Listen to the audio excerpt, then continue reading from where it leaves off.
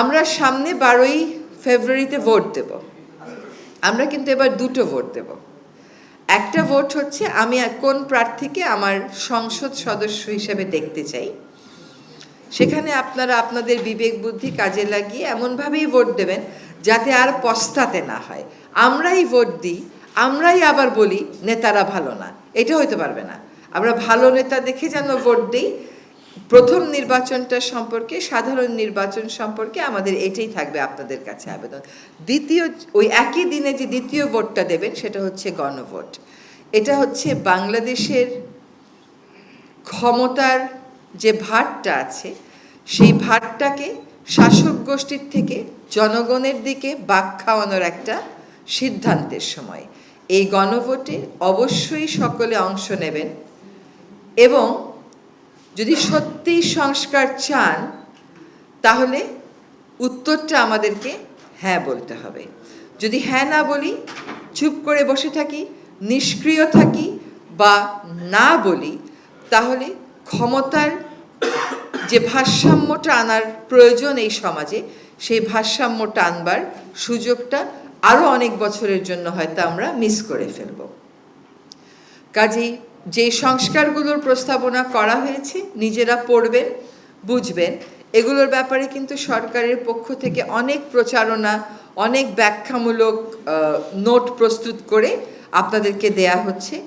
গণভোটে সকলকেই অংশ নিতে হবে এবং আপনার মতামত জানাতে হবে। যদি সংস্কার চান তাহলে গণভোটে যেতে হবে, সংস্কারের পক্ষে মতামত ব্যক্ত করতে হবে। এবার কিন্তু নির্বাচনের তরুণ সমাজ একটা বড় ভোটের অংশ।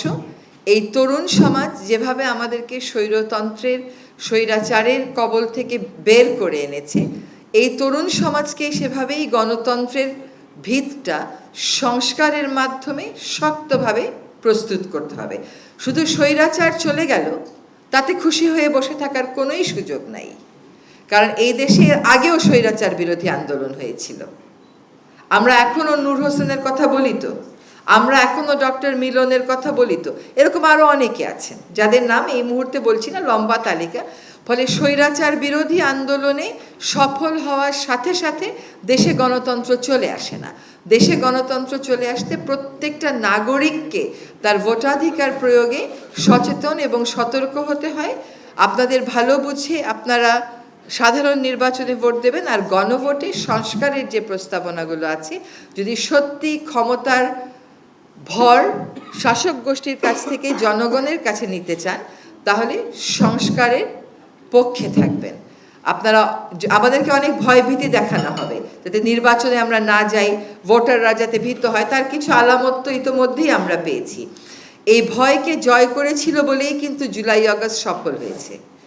এর আগেও কিন্তু আন্দোলন হয়েছিল, সেই আন্দোলনগুলো চূড়ান্ত সফলতার মুখ দেখেনি। তার কারণ হচ্ছে ভয়কে তারা জয় করতে পারে নাই। ভয়ের নানান রকম মাধ্যমে ভয় দেখানো অব্যাহত ছিল, এখনও কিন্তু ভয় দেখানো হচ্ছে। এই যে ভয়, এই ভয়টাকে আমাদের জয় করতে হবে।